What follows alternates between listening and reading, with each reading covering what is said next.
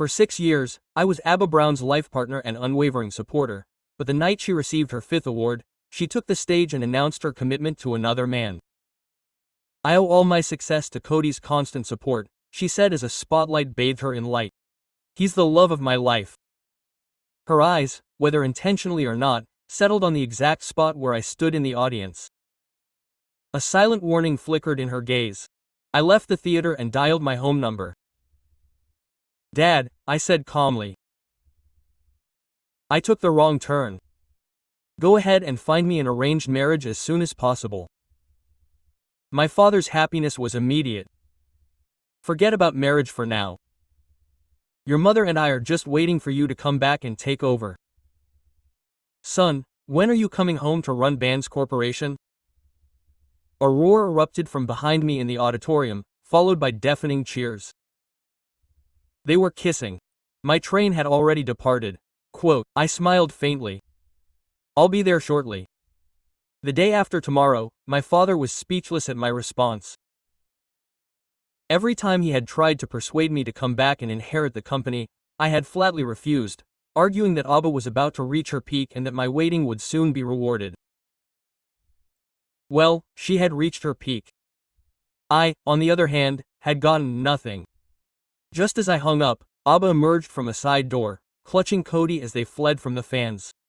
She saw me with my phone in my hand and frowned as she approached. Just then a message came from my father, celebrating your final cents. "I'll give you a watch. Choose whichever one you like." He had attached images of several pieces of haute horlogerie, each with 7 digits. Before I could answer, he snatched the phone from me. I looked up. "Ava," he smiled with satisfaction. "Wow, you're finally getting it." I was just about to buy Cody a diamond watch. He pointed to one of the photos. "I'll keep this one for him." Cody leaned over and kissed him on the cheek. "Thank you, love." Then he looked at me with a honeyed smile. "Thanks for taking care of Ava all these years too, Leo. But you don't have to bother anymore. I'll take care of her now." With that, they both headed toward the reporters who were hounding them. I watched them walk away with a stabbing pain that twisted my insides. At 2 a.m., the doorbell rang insistently, waking me up. I looked through the peephole, Ava staggering drunkenly in front of my door. I barely opened it when she collapsed in my arms, mumbling, "Honey, I'm hungry. Can you make me that chicken soup I like so much?" Before, whenever she came home late from a party, I would make her a whole pot of it, worried about her stomach. This time I put her aside. Her face was expressionless. "I'm exhausted. Order something on the app." The haze of alcohol seemed to clear a little. Her face hardened. "Leo Bands, I've been way too patient with you. I warned you from the beginning that this was all a marketing ploy. I asked you to stay calm and wait for my explanation. And now you're putting on a show." I looked at her calmly. "So explain it to me." Her face reddened. After a few seconds of silence, she suddenly swept everything off the coffee table in a fury, roaring, "Why are you doing this to me? Why now? We were clear from the start. We agreed to prioritize our careers and get married when I was successful. I just won a major award, but I'm still far from the top. Being with Cody is pure marketing for visibility. If you can't help me anymore, at least don't make things difficult for me. You exhaust me." She left, slamming the door that reverberated throughout the apartment. I stood for a long time in the living room as a devastating cold seeped in my chest. 6 years and I kept repeating the same old song. Wait for her to succeed. I took a deep breath. If I still had any hope after this, I would only have myself to blame. It was time to land in reality. Sleep was impossible now, so I checked my phone and saw an unread message from my father. "Leo, regarding that singer that Stellar Records insisted on so much, I never saw her as the right fit for you. I guess you don't want us to sign her anymore." In order to help Ava, I had relentlessly lobbied my family to get them resources. In the end, they gave her some contracts that helped her get by in her worst moments, but I didn't think it was enough. I demanded that our family label, Stellar Records, offer her a long-term exclusive contract. Stellar has very high standards, and with Ava's recent trajectory, she didn't really meet the requirements, but my love-obsessed mind refused to see it. I argued with my family for months. I even stopped talking to them when they objected. In the end, they relented with a condition. If Ava won the award for Best Artist of the Year, she would be hired. Now, thinking about it coldly, I almost had to thank Ava for her announcement that night. If I had tarnished Stellar's reputation, I would have been the worst son ever. I looked at the time. My father was probably asleep. I decided to answer in the morning, but while I was browsing on my phone, I fell asleep on the sofa. I was awakened by a commotion before 7. I opened the door to the room and went out into the hallway. Before I could go downstairs, Ava, who had just entered, saw me and her expression darkened. "Go back to your room," she blurted out. "The media is coming for an interview." Anyway, I was leaving the next day and I didn't want any more trouble, so I turned around. "Wait, hide in the storage room," she shouted. "They're going to want to photograph the master bedroom. Go and tidy up first. Don't leave any trace that a man has lived here. Quick." Then she entered, dragging Cody holding my hand. "What are you doing standing there like an idiot?" I had to pack my things anyway, so I didn't protest. I went straight to the master bedroom and finished packing in minutes. It was pathetic. I had lived there for over 2 years and my belongings barely filled a small suitcase. When I came out with her, Ava and Cody were laughing in the living room. Ava's face hardened when she saw me. "It took you so long to pack. Come on, never mind. Now go into the little room." But I ignored her and continued towards the exit. Ava got scared. She ran to stop me, shouting, "They're almost there. Do you want to get lynched if they see you leaving now?" I was weak and sleepless. She dragged me effortlessly to the storage room, pushed me inside and locked it. "Don't come out until they leave." Soon, dozens of people arrived. The noise was muffled. I could hear her giving the tour, her voice rising and falling along the hallway, chatting animatedly. I hadn't had breakfast and I was already starving. Almost 3 hours later, the voices faded away. But Ava didn't show up. My stomach was burning.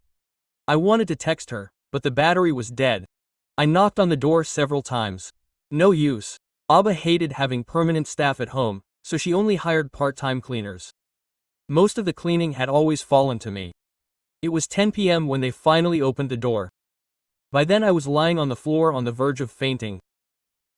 Ava looked at me not with concern, but with annoyance. So much drama for a day without eating. Seriously, I didn't even have the strength to reply. I barely opened my mouth. "Oh, Leo, are you okay?" Cody peeked out from behind with a dazzling smile. "It's my fault. I told Ava I was craving the fish from that famous restaurant, so he drove an hour to take me. That's why it took us so long." Ava sneered. "Ignore her. It's not the first time she's skipped meals. She'll be fine." A bun fell to the floor. On the floor in front of me.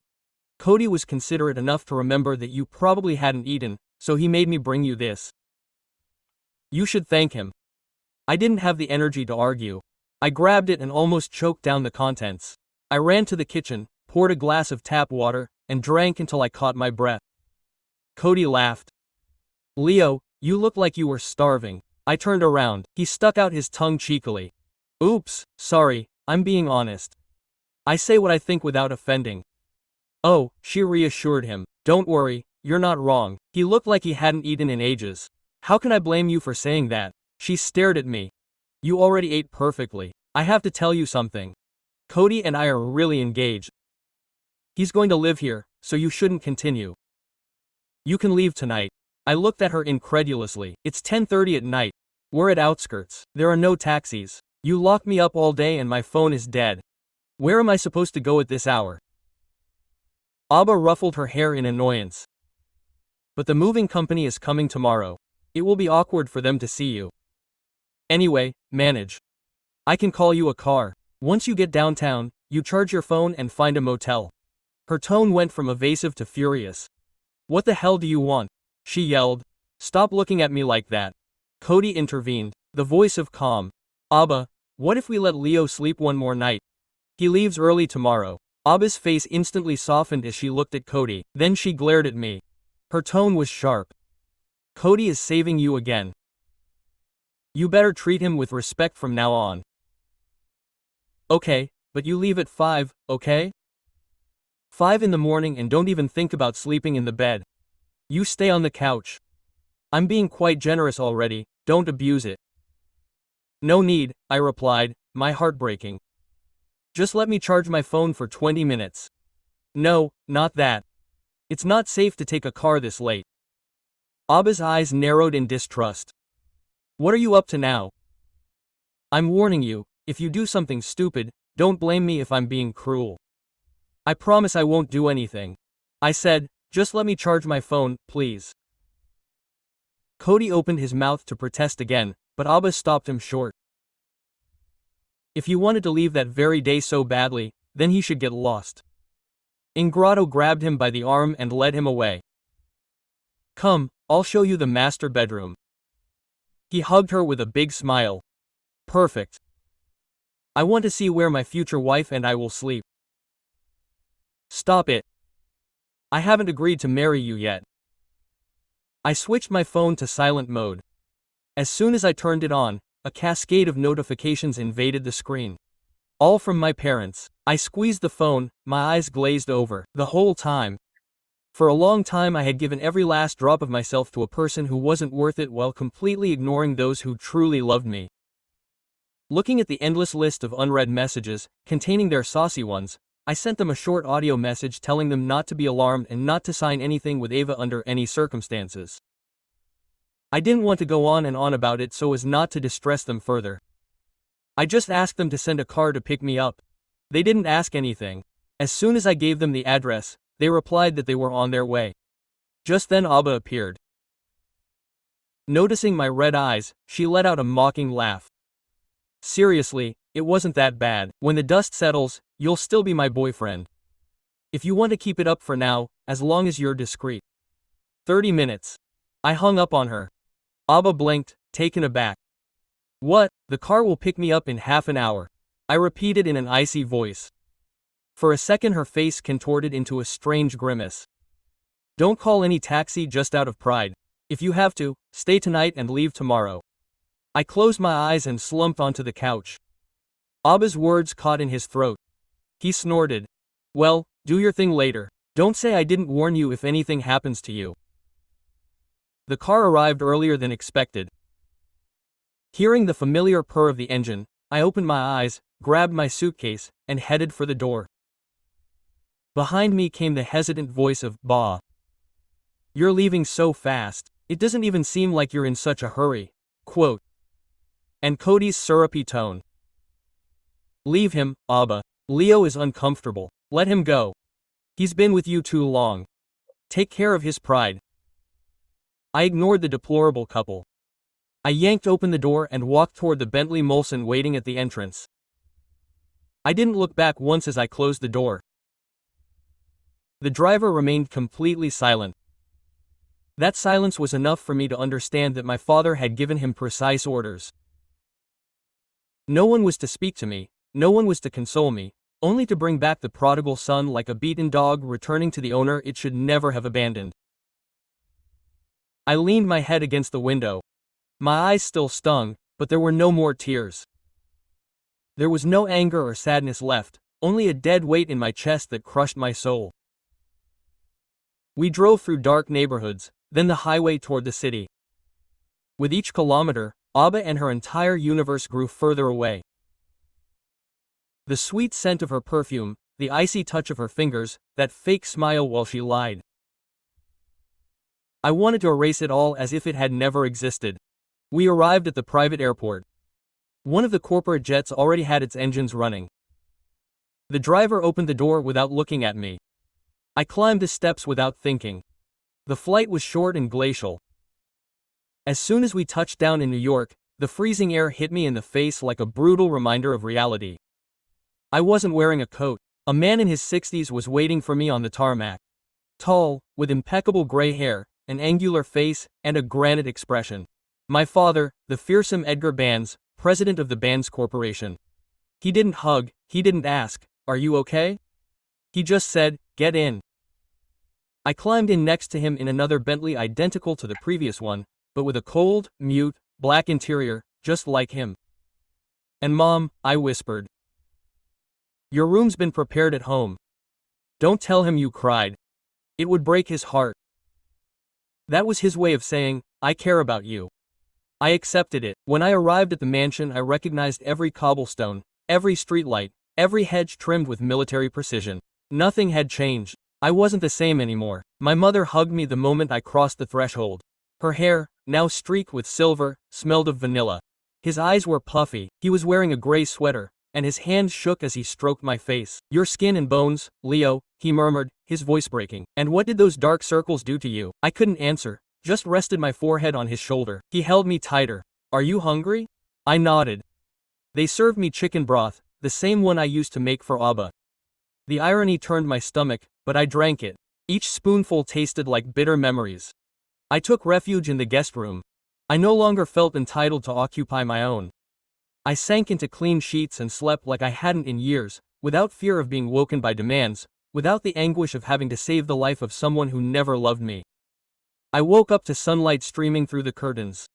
Silence enveloped me like a warm blanket. There were no shouts, no demands, only peace. I went downstairs and found my father having breakfast. Black coffee, no sugar or milk, always the same. I sat down across from him. "Do you want to go back to work?" I nodded without hesitation. "You start on Monday in strategic development. I'm not going to give you the vice presidency just because you have my last name. You earn it or you're out."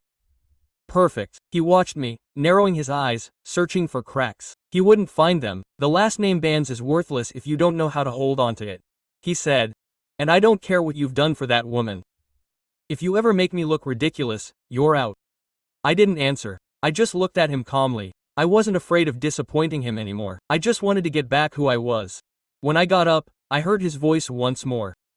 "Oh, and don't even think about meddling in Estella Records business without my permission. The Ava Brown thing will be handled by Vistori. He's made too much noise already." I nodded, went upstairs, and opened the closet. My perfectly ironed suits were still there, my ties sorted by color. My reflection startled me. Brown hair disheveled, several days' growth of beard, sunken face. He looked like a soldier returning from the front, and he was. I shaved, got a haircut, put on one of the old suits, black, sober. The Leo Ava knew was dead, the one who returned would be someone else. A message came in on my phone. "Team meeting, Monday, 9 a.m. room 17B. Business suit. Absolute punctuality." I smiled for the first time in weeks, not because I expected anything good, but because I was finally walking without emotional crutches. I didn't need revenge, I just needed to rebuild myself. And I would do it. Not even a week had passed since I had returned to New York when Ava's name popped up on all my screens again. It was my second day at the company, room 17B. I was taking notes when Itan, the analyst next to me, slid his tablet towards me without a word. In the thumbnail, Ava sits in an elegant white armchair, with a serene expression and a practiced smile. Title: Ava Brown breaks the silence. The truth about her career and the betrayals behind the scenes. It wasn't necessary to see it, but I saw it. She was talking to a young journalist who barely concealed her admiration. Her voice was soft, measured, almost angelic. "For years there were people who pretended to help me," Ava said, looking down with feigned sadness. "But in reality they only wanted to control me, to turn me into their personal project." The journalist leaned in. "Theatrical. Are you talking about Leo bands?" Ava smiled bitterly. "I prefer not to mention that smile directly. I'm not looking for trouble. I'm just saying that many doors were closed to me when I decided to take control of my life. And it's sad that even today a successful woman can't choose freely." Quote. Itan looked at me with wide eyes. "What she says is true," he whispered. I didn't answer. I didn't have to justify myself to anyone. I closed the video and continued with the report, but her words hung in the air like slow poison. That woman had a natural gift for transforming reality into a threat and the threat into victimhood. At noon, an internal email from Stella Records arrived in my inbox by mistake. Subject: Ava Brown. Proposal for control damage. After the video, several associated brands expressed doubts. The press began to dig up old scandals, audio of her tantrums in the studio, broken contracts, cancelled rehearsals. There was an internal investigation underway. The irony was fierce. Years of covering up her disasters, making excuses, cleaning up her image, and now, when she was finally paying the consequences, she painted herself as my victim. That same night, a notification appeared on her profile, a photo of her and Cody toasting with champagne as a photo. Even if 1,000 doors close, we will open ours. Talent always finds a way. The comments were a battlefield. Fans defending her to the hilt and others starting to doubt. She is not the same person who humiliated her live technician. This is starting to smell fishy. Cody, on the other hand, was promoting a supposed new independent label that we all knew he financed with borrowed money. My mother, who almost never uses social media, came into my office at home that night with her phone in her hand. "I saw what that girl posted," she said without naming her. "Do you want me to move any contacts?" "No, Mom, it's not worth it." She looked at me for a second longer, came closer and ruffled my hair like when I was little. "Your father and I just want to see you well," I nodded, and in that instant I knew that she was. For the first time, Ava's words didn't hurt me, they only made me feel sorry for her. Ava had always believed that the world should revolve around her talent, that no one had the right to leave her orbit, but the planet kept spinning the same and was finally starting to do so, moving away from her. When I turned off my phone that night, I looked at her photo with Cod for the last time, smiling as if the world wasn't collapsing around her, as if her own pride wasn't leaving her with one option after another. I closed my eyes and murmured to myself, "Good luck with that." I wasn't her shadow anymore. I had learned not to trust moments of calm. Tranquility is deceiving. It convinces you that everything is in order and suddenly the past hits you with an image, a melody or a voice that you know by the skin of your teeth. It was Wednesday, almost 8 in the morning, there were 20 minutes left until the weekly meeting, so that I went down to the cafe in the Van Tower lobby. Not out of hunger, but out of habit. I liked the smell. Warm bread, freshly ground coffee, the soft murmur of those who hadn't yet put on their daily masks. The line was short. I ordered a black Americano, no sugar or milk. The most basic thing. As I turned around looking for a table, I saw her. Dark brown hair pulled back in a low braid, light brown skin, sharp features, without a drop of makeup, a simple but classy navy blue dress, as if she didn't care about making an impression. In her hand she carried a folder splattered with coffee and on her face that suppressed rage that sounded familiar. The cup shook on its tray. I instinctively reached out to help her. "Are you okay?" She looked at me with a raised eyebrow, her eyes big, honey-colored, sharp as razors. "I didn't burn myself if that's what you're asking," she said in a confident voice. "But someone should check the stability of these damn trays." "Totally agree," I replied, not knowing what else to say. "Do you work here?" she asked as she scanned me from above, down below. "Yeah, strategy and development." "You're HR, I guess." "I started 2 weeks ago." He extended his hand firmly. "Clara Avila." "Leo." "Leo Vans." His eyes narrowed as soon as he heard my last name. He didn't say anything, but he recognized it. I could tell. We ended up sitting at the same table, more out of inertia than by choice. He took a sip of his coffee and blurted out, without preamble, "Are you involved in the Stella Records mess?" I almost choked. I wasn't expecting that. I wiped myself off with my napkin. "Depends on which mess you're referring to. There's been a few lately." "That singer, Ava Brown, the one who said she was banned for personal reasons, wasn't she your partner?" Her frankness wasn't aggressive, just direct, as if she wanted to see how far my ability to lie would go. "She was. Not anymore." Clara nodded, filing the information away. "I've read quite a bit about her. She's talented, but she seems unstable. Although, what do I know? I am psychologist, not music critic." That caught my attention. Psychologist, yes. Specializing in emotional regulation and talent selection. "Hiring executives with their nerves on edge is expensive," she said with a half smile. "It makes sense." She looked down at her stained folder and mumbled something annoyed to herself. "Shall I help you with that?" I asked, pointing at the papers. "Do you have a printer in your pocket?" I laughed. For the first time in weeks, I laughed without feeling guilty. "No, but I have access to all the printers in the company." Wow, privileges, abuse of power, or just being in touch. It's different.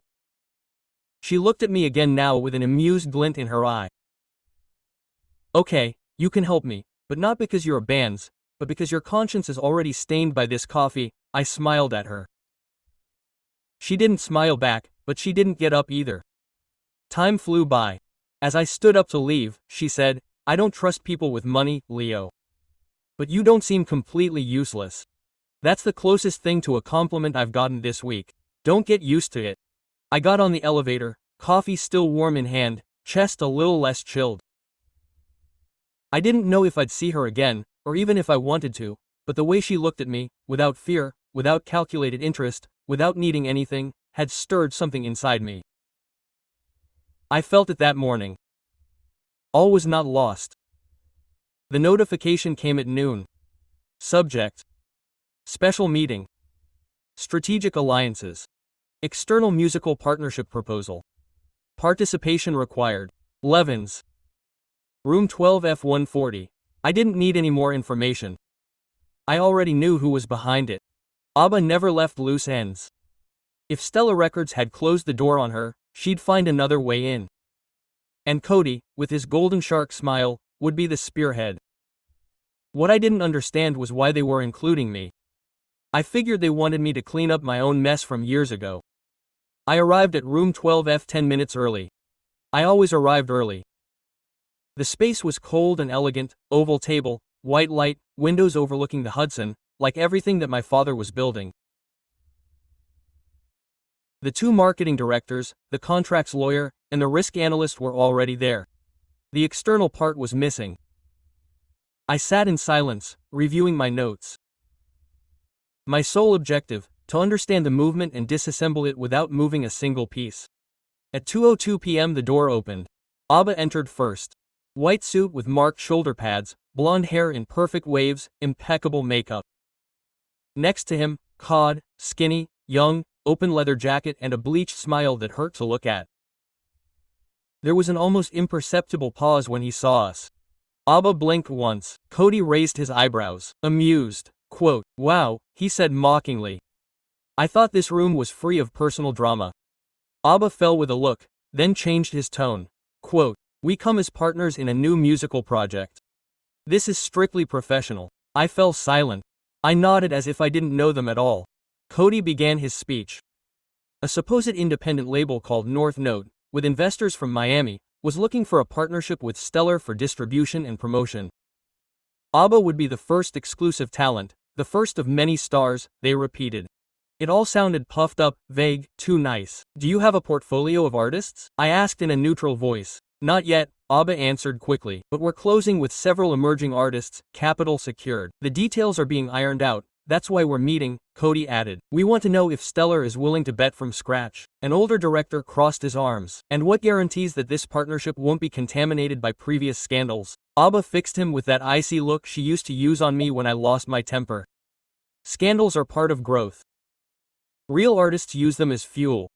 Beyoncé was betrayed. Taylor was ridiculed. I learned. I held myself back. I drank water." "What about you, Leo?" Cody asked, turning to me as if it were a game. "Don't you think we all deserve a second chance?" "No," I replied quietly but firmly. "Second chances are earned, and Stellar's reputation is not for sale." The silence grew thick. Ava narrowed his eyes. "How disappointing," he murmured. "I thought you would have matured." "I did. That's why I'm here as an executive and not as a mascot."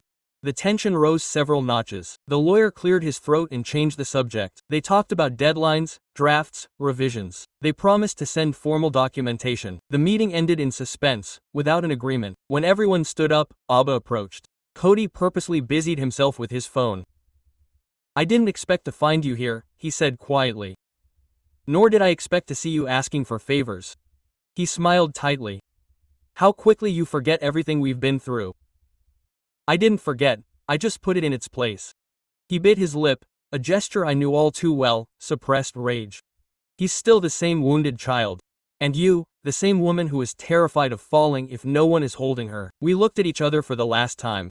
There was no more love or hate, only the bitterness of those who know exactly how much damage they have done to each other. Ava turned on her heel and walked away. Cody followed her without saying goodbye. I stared at the Hudson. It didn't hurt anymore, it was just business. The elevator opened on the 14th floor with that metallic click that had become part of the corporate soundtrack. I had been in strategy for a full week and each day was a mix of routine and heavy decisions. But that afternoon something changed. I was leaving a meeting when I saw Clara crossing the hallway with a folder clutched to her chest. She walked quickly, but without anxiety. She always seemed to know exactly where she was going. I called to her with a gesture. She stopped. Her face was a mix of surprise and caution. Leo, everything is fine. I have 5 minutes. She looked at her watch. Not one more. I'm in the middle of an evaluation. I took her to the executive dining room, which was empty at that hour. I ordered 2 coffees. She sat on the edge of the sofa, straight, still holding the folder. You usually bring women here. I haven't brought anyone in a while. She smiled, but her gaze didn't soften. So why me? I wanted to thank you for the other day, for the spilled coffee, for talking to me as if you didn't know who I am. Clara studied me for a second. I don't need to know who you are, Leo. The way you carry yourself is enough for me. I nodded. I leaned forward, clasping my hands together. Your specialty is mental health, right? Organizational psychology. Yes, but I like to understand the mind beyond the graphs. And what do you see when you look at me? She took her time before answering. I see someone. Here's the rewritten in Spanish with the same emotional intensity, the same introspective tone, and an almost identical length. I have counted characters so that there are no major differences, but with different turns of phrase and expression to avoid any literal similarity. It is about someone who refuses to break down, who advances wrapped in a shell, even though the war is long over. I did not open the mouth. Not because I lacked words, but because I never imagined that someone could see me with such surgical precision. And you, she asked me, what do you perceive when your eyes rest on me? Someone who doesn't owe explanations to anyone and who doesn't plan on apologizing for existing as he is. That made her smile barely perceptible. Well, you're not as stunted as you seemed. I handed her the coffee. She took it politely, but didn't even touch it with her lips. Do you know something? I blurted out after a thick silence. I shared 6 years with a woman who turned me into a ghost. Sometimes useful, sometimes a hindrance, never enough.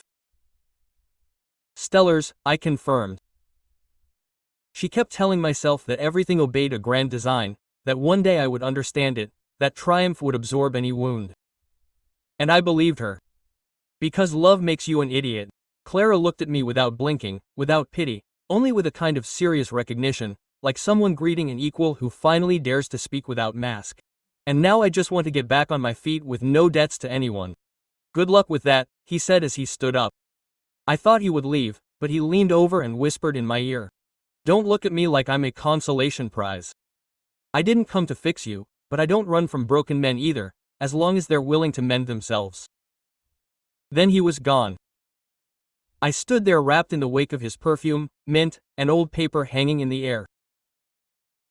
For the first time in years, I smiled without feeling guilty, and that same night, when I opened the mail, I found a surprise. Clara Avila has added you as a date to the Miranda Foundation Charity Gala. Formal dress coat in the footnote. Don't make me regret it, and please leave your funeral face at home. I let out a low laugh. Maybe the night wasn't as dark as I thought. I discovered it by pure chance. I hadn't touched the gossip portals in weeks, but that morning, while a report was being lazily uploaded, I found a surprise. On the screen, the headline slid between the financial news. Ava Brown loses Blue Moon contract. The industry shuts her out of all doors. I opened the story. Grainy photos of Ava emerging from a studio wearing sunglasses and ashen skin. One paragraph called her impossible, citing faceless sources. Another recalled the scandal with Stellar Records and how it had poisoned her image, and the final blow. A beauty company was pulling its campaign due to incompatible values. I sat back in my chair. I felt no elation, not even relief. Just a cold hollow, as if everything I had once bled for was crumbling brick by brick and all I could do was watch. That afternoon, the phone rang. It was Thomas, Ava's regular producer. VZ was shaking. Hey, Leo, I know you're not involved anymore, but do you know if Ava is okay? I haven't spoken to her in weeks. She's canceled 2 sessions and her social media team bailed on a shoot because Cody didn't show up. She's acting weird. I thanked him. I hung up, and I stared out the window. The sky turned to charcoal and the buildings lit up their lights like stars without any rhyme or reason. I wasn't happy to see her fall, but I wasn't going to reach out to stop her either. That night Clara wrote, "Do you have a black suit?" "No, gray." At 7, I answered alone. "Got it." The Miranda Foundation gala was elegant, restrained, full of hired smiles and clinking glasses. Clara showed up in a backless black dress, loose hair, and crimson lips. She walked like someone who owes the universe no favors. "I warned you," he said, noticing my face. "Warning received and much appreciated." They seated us at a discreet table away from the flashbulbs. Clara greeted me with a slight nod of her head, dry enough. Everyone seemed to know her. She didn't seem to want to belong. During dinner, a businessman interrupted her to praise her ability to decipher executives in crisis. "Do you do that too?" I joked as the guy walked away. "Only if the check has enough heroes." We laughed. For a few minutes, Ava evaporated from my mind, though never completely. As we stepped out onto the sidewalk in front of the theater, Clara checked her phone. "Look at this." She showed me a post. It was Ava. Photo with Cody on a yacht. Smiles for an advertisement. Nothing stops the text from stopping someone who was born to shine. Let them bark. I'm still sailing. But the comments were a massacre. Clara read aloud with an arched eyebrow. "A queen without a throne is still a queen. I'm always by your side," he said. Official opportunist. Quote. "That guy has the soul of a desperate community manager," he commented. "He has the soul of a parasite with Wi-Fi," I corrected him. He put his phone away. "And what do you feel when you see this?" "Nothing," I answered honestly. "It's like watching a plane crash that you tried to fix with duct tape. You know it's going to explode, but it's no longer in your hands." "What a macabre image," he said, laughing softly. We stood for a moment looking at the city lights. Without thinking, I offered him my coat. He accepted it. "I like it when you talk about real things even if they hurt." "I try hard." "Well, don't stop." We got into the car in silence. Through the window, the city continued to throb, indifferent to the emotional wreckage of those who inhabited it. And for the first time, I understood that I didn't have to win any war against Ava. She was blowing up her own castle all by herself. It was a gray Thursday with fog clinging to the windows and coffee that was getting cold too quickly. I was about to tackle an endless report when a group message arrived. "You've already seen the video by Itan Plaw's link." I opened it without any enthusiasm, but the title made my stomach tighten. Exclusive. This is how Ava Brown mistreated her team behind the cameras. Testimony from her former assistant. The protagonist was Damien. Ava had kicked him out a year ago for not knowing how to manage her menstrual calendar. That's what she shouted in front of 20 people. Damien looked at the camera with dark circles under his eyes and an exhausted voice. "I worked for Ava Brown for 2 years. I kept many things to myself out of fear, out of shame, because I thought no one would believe me. Today I don't care anymore." The video mixed audios, voice WhatsApps, emails where Ava insulted, humiliated and manipulated her people like broken puppets. But what made everything explode was an audio between her and Cody after a gala. "Leo is so domesticated that he doesn't even suspect that all this is an act. If he behaves well, I'll throw him some crumbs of credit later." Cody laughed. "And if he finds out, I'll change it. Do you think there are not enough men like him?" I turned the video off completely. I was overcome with shame that wasn't mine. In half an hour it already had 3 million views. A worldwide trending topic. The gossip shows were playing it on loop. Ava Brown had self-destructed live. I got an email from my father. "Thank you for not insisting. This would have been a catastrophe." Another from my mother. "I don't know whether to cry or run to hug you. You deserve the world and she gave you more than enough." But the message that shook me the most was a private one from Clara. "I saw the video. I won't tell you I'm sorry, but I will tell you that I am glad that the world is finally seeing what you have known for a long time." I replied with just a thank you. That afternoon Ava tried to put out the fire with a tearful video, swollen eyes, broken voice, apologizing if anyone ever felt hurt, saying that everything was taken out of context, that Cody had betrayed her. No one bought it. The comments were like knives. Taken out of context, but it sounds crystal clear. Cancelled forever.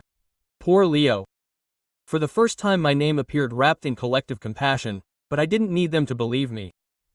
I just wanted to breathe without chains. I turned off my phone and went for a walk. The streets were humid and quiet. The city no longer felt like an enemy to me. It was simply a place where I could exist without bending over. I went into a small, almost empty bookstore. I chose a book at random. I sat on a bench and opened it with no intention of reading. I just wanted to hold something in my hands that didn't smell like her. And there, for the first time in a long time, I felt something. Very much like peace. The truth moved forward on its own, and I was no longer its hostage. The elevator ascended silently. Floor 41, 42, 43. I was alone, with a steady hand and a clear mind. I had been working in silence for months, outlining a growth strategy for a young subsidiary of the group. No one expected it. Everyone thought I was just looking to redeem myself, but I was hungry for more. Today I would present the final proposal to the board, a complete restructuring of the innovation area. 3 new divisions led by young and truly talented people, plus the strategic acquisition of an independent record label that was revolutionizing digital audio on the East Coast. I took the podium in the executive lounge, screen lit, dark blue suit, white shirt, no tie, just the watch my father had given me when I joined the company. No frills, just numbers and facts. My father was there, arms folded, surrounded by stony-faced executives. I explained each step. I projected growth curves, margins, risks, 2-year forecasts, and I showed them, without raising my voice, how much it was really worth.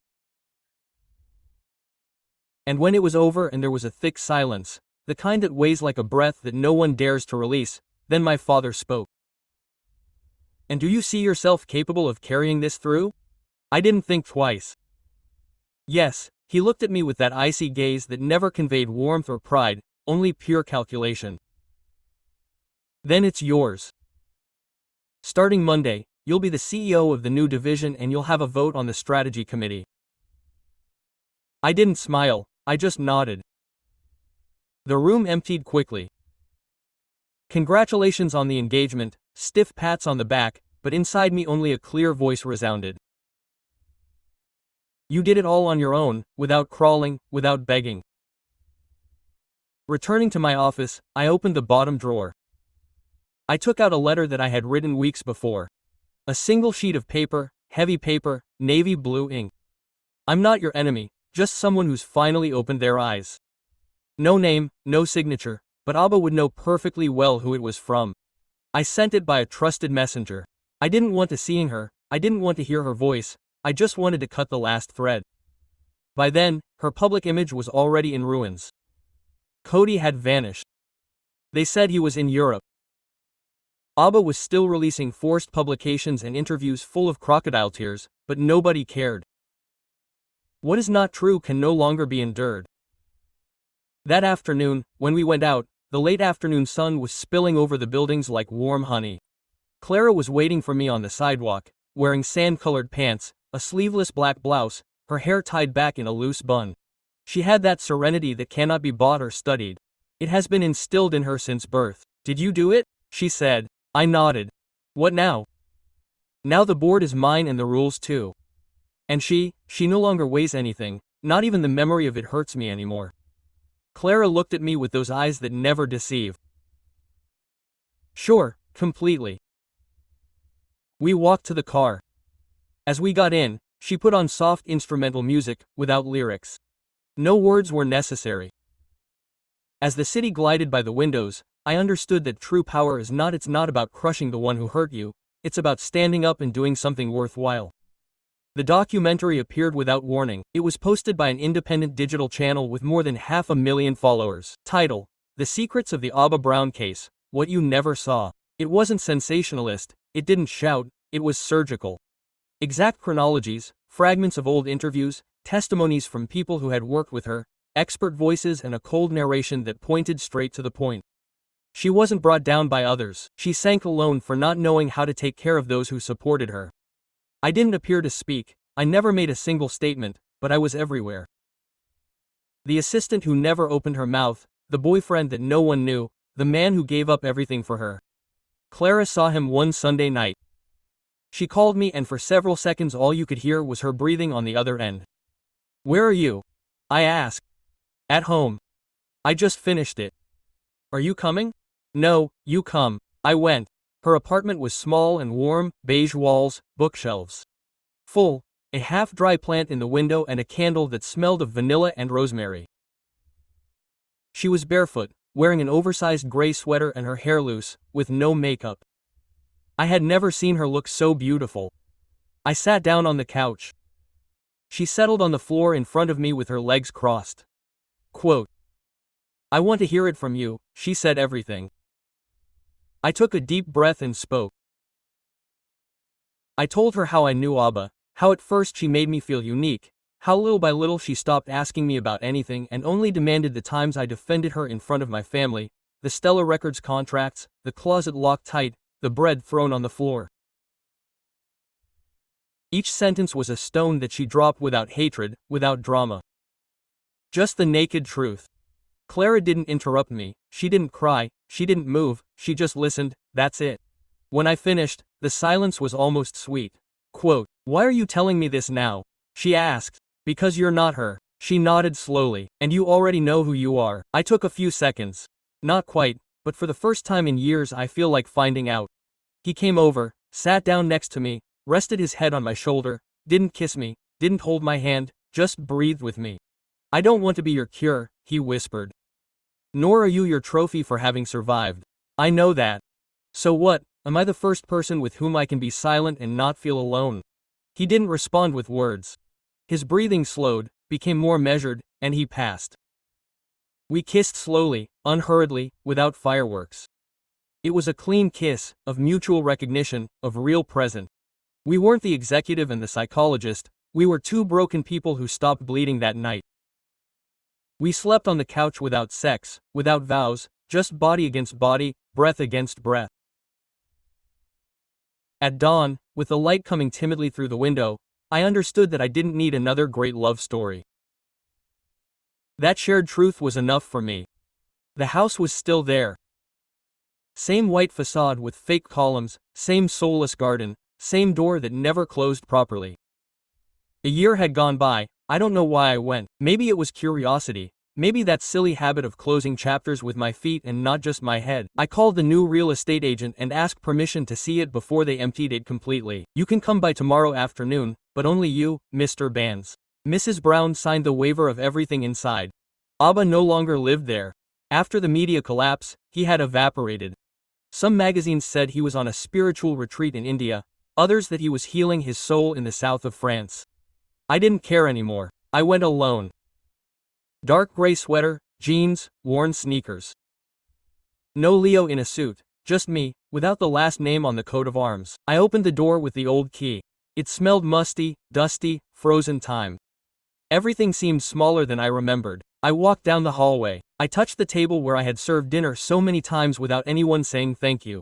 I passed the sofa where I had slept when I had been denied a bed. I looked at the gleaming, empty kitchen. I reached the bedroom.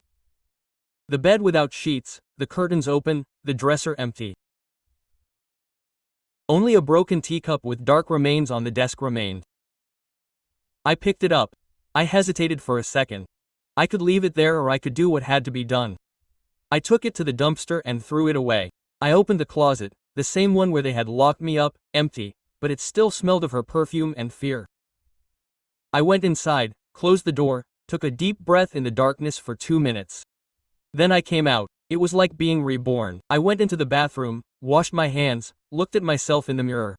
It was me, without chains, without ghosts. That night I met Clara at the Foundation's new headquarters. We christened it Open Door, a place for boys and girls with music inside and no one to show them the way. Everything I wanted to give to Ava, I would now give to the one who truly deserved it. She was in the main hall showing the first scholarship recipients, wearing jeans, a white shirt with the sleeves rolled up, her hair loose, laughing as she explained how to film with a cell phone. She saw me, came towards me without rushing, took my hand, everything clean, everything new. "And now," she said, "let's really start." It wasn't an ending, it was a brief beginning, without fireworks, like someone who understands that what's important isn't the movie kiss, but everything that comes after. And while in the background a shy guitar played by young hands, I knew that this story was finally complete. Not because a door had closed, but because another one had finally opened wide. Yeah,